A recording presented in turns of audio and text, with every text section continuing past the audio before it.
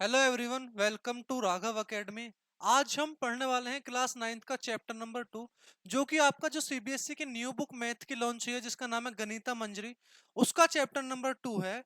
Chapter number 2 का नाम है introduction to linear polynomials.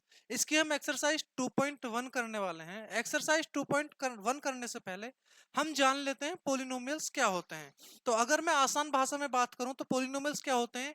Terms या फिर चेन ऑफ टर्म्स। टर्म या फिर चेन ऑफ टर्म्स को हम क्या बोलते हैं? पोलिनोमियल्स बोलते हैं।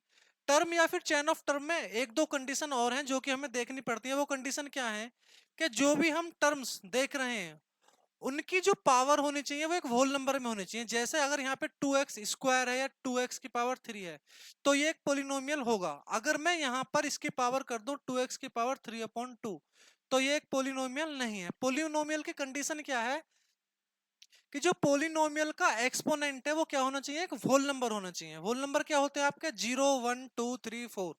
अगर ऐसे पोलिनोमियल की पावर 3/2 या किसी फ्रैक्शन में होगी जो कि कोई होल नंबर नहीं है तो वो पोलिनोमियल नहीं होता है। दूसरी कंडीशन इसमें होती है कि पोलिनोमियल में जो वेरिएबल है वो कभी फ्रैक्शन में नहीं होना चाहिए। जैसे अगर मैं यहाँ पर लिख दूं 2/x तो यहाँ पे क्या हुआ? x डिवाइड में चला गया। अगर डिवाइड में कोई वेरिएबल अवेलेबल है तो वो पोलिनोमियल नहीं होता है। अब यहाँ पे कुछ टर्म्स हैं जो हमारे लिए जाननी जरूरी है। वो क्या है? टर्म्स, वेरिएबल्स, कोफिशिएंट और कांस्टेंट। टर्म्स क्या होती हैं? अगर मैं कोई यहाँ पर रैंडमली वेरिएबल लिखूं, फॉर एग्जांपल अगर मैं यहाँ पे वेरिएबल लिखता हूं 3x² प्लस 2x+2, तो यहाँ पे जितने मैथमेटिकल एक्सप्रेशन है सच एज, यहाँ पे एक मैथमेटिकल एक्सप्रेशन क्या है? 3x², दूसरा क्या है? 2x, और एक है 2। तो जितने मैथमेटिकल एक्सप्रेशन हैं जो कि सेपरेटेड बाय या तो एडिशन या सब्सट्रैक्शन। सब्सट्रैक्शन कैसे? 3x² प्लस 2x-3, या तो एडिशन से या सब्सट्रैक्शन से जो अलग हो रहे हैं। ऐसे टर्म्स जो एडिशन से या सब्सट्रैक्शन से अलग हो रहे हैं एक पोलिनोमियल में, उनको क्या बोलते हैं? टर्म। यहाँ पर आप देखेंगे 3x² एक टर्म है, 2x एक टर्म है और 3 एक टर्म है। ये होते हैं टर्म्स एक पोलिनोमियल्स के। इसके बाद आता है आपका वेरिएबल। वेरिएबल क्या होता है? जो वैल्यू आपकी यहाँ अल्फाबेटिकल वैल्यू है उसको हम क्या बोलते हैं? वेरिएबल। सच एज यहाँ पे लिखा हुआ है 3x, तो x जो यहाँ पर है ये क्या है? एक वेरिएबल है। जो यहाँ पर x है ये क्या है? एक वेरिएबल है। फॉर एग्जाम्पल एक और एग्जाम्पल देख लेते हैं, 3y+2। तो यहाँ पर जो y ये लिखा हुआ है इसको हम क्या बोलते हैं? वेरिएबल। इसके बाद आता है आपका कोफिशिएंट। कोफिशिएंट क्या होता है? जो वेरिएबल्स के जस्ट पहले लिखा होता है। जो न्यूमेरिकल वैल्यू वेरिएबल के जस्ट पहले, मतलब जो जो न्यूमेरिकल वैल्यू वेरिएबल के मल्टीप्लिकेशन में हो। जैसे यहाँ पर क्या है? 3x²। 3x², अगर आपसे बोला जाए x² का कोफिशिएंट क्या होगा? x² का कोफिशिएंट यहाँ पे होगा 3। आपसे यहाँ पे पूछा जाए x का कोफिशिएंट क्या होगा, तो यहाँ पे x का कोफिशिएंट होगा 2। x का कोफिशिएंट क्या होगा यहाँ पे? 2। y का कोफिशिएंट यहाँ पे होगा 3। और कुछ एग्जांपल देख लेते हैं। अगर मैं एक और पोलिनोमियल यहाँ पे लिखूं, पोलिनोमियल जैसे होगा 4x³ plus 3x² plus 2x+7। अगर मैं इस पोलिनोमियल में बात करूं कि x³ का कोफिशिएंट क्या होगा, तो यहाँ पर x³ का कोफिशिएंट होगा 4। x² का कोफिशिएंट की बात करें तो उसका कोफिशिएंट क्या होगा? 3। 2x, इसमें x के कोफिशिएंट की बात करें तो कोफिशिएंट होगा 2। कोफिशिएंट के बाद आता है कांस्टेंट। तो पोलिनोमियल में वो वैल्यू जिसके साथ कोई वेरिएबल नहीं है। पोलिनोमियल की वो न्यूमेरिकल वैल्यू जिसके साथ कोई वेरिएबल नहीं है मल्टीप्लिकेशन में, वो क्या होती है? कांस्टेंट। आई होप यहां से तुम्हें समझ में आया होगा कि टर्म्स क्या होती हैं। जितने भी एक्सप्रेशंस एडिशन या सब्सट्रैक्शन से किसी पोलिनोमियल में अलग हुए होते हैं उनको क्या बोलते हैं? टर्म्स। वेरिएबल क्या होते हैं? जो अल्फाबेटिकल वैल्यूज आपको एक्सप्रेशन में नजर आती है। जैसे यहाँ x दिख रहा है आपको, x² x, तो ये सब क्या होते हैं? वेरिएबल्स। कोफिशिएंट क्या होता है? जो न्यूमेरिकल वैल्यू वेरिएबल के साथ मल्टीप्लिकेशन में हो। जैसे यहाँ पे 4 है, उसको क्या बोलते हैं? कोफिशिएंट। कांस्टेंट क्या होता है? जो कांस्टेंट टर्म किसी पोलिनोमियल में अवेलेबल हो उसे क्या बोलते हैं? कांस्टेंट। इसके बाद आ जाता है हमारी डिग्री। डिग्री क्या होती है? किसी भी पॉलिनोमियल की हाईएस्ट पावर। जैसे मैं आपको एग्जांपल से समझाता हूं। यहाँ पे एक हम पॉलिनोमियल का एग्जांपल लेते हैं, 3x³ प्लस 4x² प्लस 2। अगर मैं इस पॉलिनोमियल में आपसे पूछूं कि इसमें हाईएस्ट पावर क्या है, तो आपका आंसर होना चाहिए 3, क्योंकि हाईएस्ट पावर यहाँ पे क्या है? हाईएस्ट पावर यहाँ पे है 3। तो इस पॉलिनोमियल की डिग्री क्या हो जाएगी? 3। इस पॉलिनोमियल की डिग्री क्या हो जाएगी? इस पॉलिनोमियल की डिग्री हो जाएगी 3। तो जो हाईएस्ट पावर हो किसी भी पॉलिनोमियल में उसको क्या बोलते हैं? डिग्री। एक और एग्जांपल देख लेते हैं, जैसे कि 4x5 plus 3x⁴ plus 3x⁴ plus 2 plus 7। अगर मैं इसमें आपसे बात करूं कि इसकी डिग्री क्या होगी, तो इसमें आपको सबसे ज्यादा पावर कहां पे दिख रही है? x⁵। तो सबसे ज्यादा जो पावर है वो क्या है? 5। तो इसकी डिग्री क्या हो जाएगी? 5। तो डिग्री आपको समझ में आ गई होगी। यहां से जो पोलिनोमियल में हाईएस्ट पावर होती है, पोलिनोमियल में जो हाईएस्ट पावर अवेलेबल है उसी को हम क्या बोलते हैं? डिग्री। अब डिग्री के बेस पर पोलिनोमियल्स को 3 टाइप में डिवाइड कर सकते हैं। आपके सिलेबस के अकॉर्डिंग हम पोलिनोमियल्स को क्या डिवाइड कर सकते हैं? 3 पार्ट में डिवाइड कर सकते हैं। पहला पार्ट है लीनियर पोलिनोमियल, जो आप इस चैप्टर में पढ़ने वाले हैं। लीनियर पोलिनोमियल क्या होता है? लीनियर पोलिनोमियल वो होता है जिसकी डिग्री 1 हो। For example 2x+1, 3x+2, 4x, 7x। अगर आप यहाँ पे देखेंगे तो 2x की पावर क्या है? 1। जहां पर कोई पावर नहीं होती वहां हम क्या मान लेते हैं? वहां होता है 1। तो 2x की पावर क्या है? 1। 1 ही इसकी हाईएस्ट पावर है। ऐसे यहाँ पे 3x+2 हाईएस्ट पावर क्या है? 1। 4x इसकी भी हाईएस्ट पावर क्या हो जाएगी? 1। और 7x इसकी हाईएस्ट पावर क्या हो जाएगी?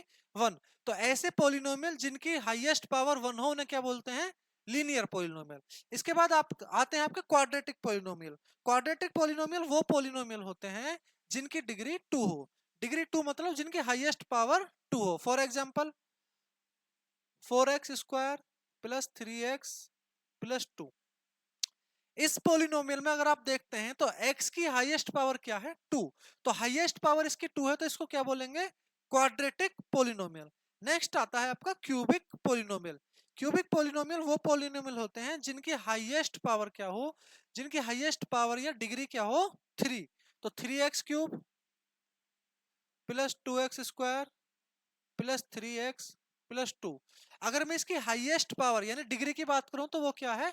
3। ऐसे पॉलिनोमियल जिनकी हाईएस्ट पावर या डिग्री 3 हो उन्हें हम बोलते हैं क्यूबिक पॉलिनोमियल। इसके बाद आता है आपका कांस्टेंट पॉलिनोमियल। कांस्टेंट पॉलिनोमियल क्या होता है? अगर कोई कांस्टेंट वैल्यू लिखी हुई है सच एज 3, तो 3 भी क्या है? एक टर्म है। और मैंने क्या बताया था आपको? टर्म या फिर चेन ऑफ टर्म्स क्या होते हैं? पॉलिनोमियल। तो 3 भी एक पॉलिनोमियल है। अगर हम इसमें डिग्री की बात करें तो यहाँ पे आपको कोई डिग्री नजर नहीं आ रही होगी, लेकिन अगर इसकी मैं डिग्री पता करना चाहूं तो 3x की पावर क्या हो जाएगी? 0। तो कांस्टेंट पॉलिनोमियल की डिग्री हमेशा क्या होती है? 0। तो ऐसे पॉलिनोमियल जिनके साथ कोई वेरिएबल ना हो, जिसमें आपको सिर्फ कांस्टेंट वैल्यू दिखे, उनको क्या बोलते हैं? Constant polynomial. अब हमारी एक्सरसाइज का फर्स्ट क्वेश्चन जो यहाँ पे स्टार्ट हो जाता है वो देखते हैं क्या है। Find the degrees of the following polynomial. In polynomials का हमें क्या बताना है? किसकी डिग्री क्या है? फर्स्ट पोलिनोमियल हमारा है 2x² माइनस 5x प्लस 3। तो मैंने आपको क्या बताया? डिग्री क्या होती है? Highest power of the polynomial. तो यहाँ पे हाईएस्ट पावर क्या है? 2। तो डिग्री ऑफ द पोलिनोमियल क्या हो जाएगी? 2। फर्स्ट क्वेश्चन का आपका आंसर हो जाएगा 2। सेकंड क्वेश्चन है y³ प्लस 2y माइनस 1। तो हाईएस्ट पावर यहां पर क्या है? 3। तो इसकी डिग्री क्या हो जाएगी? 3। नेक्स्ट क्वेश्चन में आपको दिया हुआ है कांस्टेंट पॉलिनोमियल। कांस्टेंट पॉलिनोमियल में मैंने आपको डिग्री क्या बताई थी? कांस्टेंट पॉलिनोमियल की डिग्री होती है 0। नेक्स्ट पॉलिनोमियल है 4z माइनस 3। 4z माइनस 3 जहां पे पावर नहीं लगी हुई होती वहां पे पावर क्या होती है? 1। तो यहाँ पे डिग्री क्या हो जाएगी? डिग्री इक्वल टू हो जाएगी 1। फर्स्ट क्वेश्चन आपका यहाँ पे कंप्लीट हो जाता है। अब चलते हैं नेक्स्ट क्वेश्चन की तरफ। नेक्स्ट क्वेश्चन क्या है आपका? Right polynomials of degree 1, 2 and 3। आपको 3 पोलिनोमियल लिखने हैं जिनकी डिग्री, जिसमें एक की डिग्री 1 हो, दूसरे की 2 और थर्ड की 3। तो फर्स्ट पोलिनोमियल का एग्जांपल लिखते हैं जिसकी डिग्री 2 है, सॉरी जिसकी डिग्री 1 है।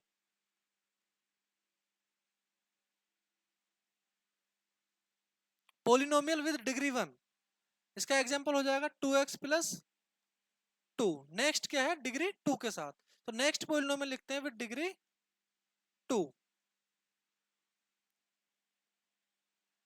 2x square plus 3x plus 2।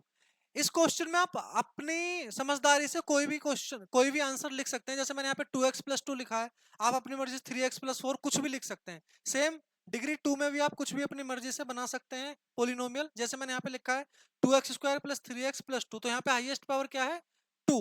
तो हाईएस्ट पावर 2 है तो इसकी डिग्री क्या हो गई, 2। नेक्स्ट आपको बनाना है पोलिनोमियल कैसा, जिसकी डिग्री 3 हो। तो 2x cube plus 3x square plus 3x plus 3, इसकी डिग्री क्या है, 3। तो एक ऐसा पोलिनोमियल जिसकी डिग्री 1 है, जिसकी डिग्री 2 है और जिसकी डिग्री 3 है। यही क्वेश्चन में आपसे पूछा था। ऐसे तीनों एग्जांपल्स हमने लिख दिए हैं। नेक्स्ट क्वेश्चन है आपका, what are the coefficient of x square and x cube. आपसे पूछ रहा है कि एक्स स्क्वायर का क्या कोफिशिएंट होगा और एक्स क्यूब का क्या कोफिशिएंट होगा। तो यहाँ पे आपके पोलिनोमियल लिखा हुआ है, एक्स स्क्वायर कहां पर है, यहाँ पर। तो कोफिशिएंट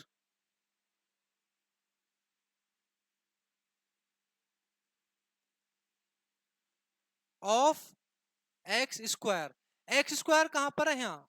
एक्स स्क्वायर किसके मल्टीप्लीकेशन में है, 6 के। तो एक्स स्क्वायर का कोफिशिएंट क्या हो जाएगा, 6। या जो वैल्यू वेरिएबल से जस्ट पहले लिखी हो, आपसे एक्स स्क्वायर का कोफिशिएंट पूछा है, आपने एक्स स्क्वायर देखा है, एक्स स्क्वायर से जस्ट पहले क्या वैल्यू है, 6। तो 6 क्या हो जाएगा, कोफिशिएंट ऑफ एक्स स्क्वायर।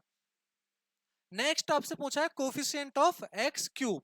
तो एक्स क्यूब आप देखेंगे यहाँ पर अवेलेबल है, एक्स क्यूब यहाँ पे कोफिशिएंट क्या है, 3।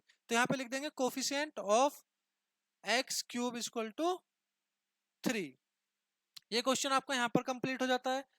नेक्स्ट क्वेश्चन देखते हैं। नेक्स्ट क्वेश्चन में आपसे पूछा है what is the coefficient of Z in the polynomial. आपसे किसका कोफिशिएंट पूछा है, जेड का कोफिशिएंट पूछा है। तो अगर आप इस इक्वेशन को, सॉरी इस पोलिनोमियल को देखेंगे तो इसमें जेड कहीं भी अवेलेबल नहीं है। अगर जेड अवेलेबल नहीं है तो इसका कोफिशिएंट क्या होगा, जब को वेरिएबल अवेलेबल ना हो तो उसका कोफिशिएंट क्या होता है, 0। तो यहां लिखेंगे coefficient of z equal to 0। तो कोफिशिएंट ऑफ जेड क्या हो जाएगा, 0। अगर यहाँ आप देखेंगे यहाँ जेड क्यूब है, यहाँ जेड स्क्वायर है, आपसे कोफिशिएंट पूछा है जेड का, तो जेड इसमें अवेलेबल ही नहीं है। अगर अवेलेबल नहीं है तो कोफिशिएंट इसका 0 हो जाएगा। नेक्स्ट क्वेश्चन है what is the constant term of the polynomial. Constant term क्या होती है, मैंने आपको बताया था, जिस टर्म के साथ कोई वेरिएबल मल्टीप्लीकेशन में ना हो। तो यहाँ पे अगर आप इस क्वेश्चन में देखते हैं 9x cube plus 5x square minus 8x minus 10, 10 क्या है, 10 के साथ कोई भी वेरिएबल नहीं है, तो 10 इसका क्या हो जाएगा, कांस्टेंट टर्म। तो कांस्टेंट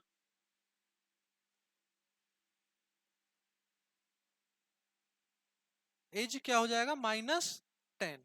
ये ध्यान रखना, ये होगा -10। कांस्टेंट टर्म क्या हो जाएगा, -10। आपकी एक्सरसाइज 2.1 यहीं पर खत्म हो जाती है। मिलते हैं आपसे नेक्स्ट एक्सरसाइज 2.2 में नेक्स्ट वीडियो में।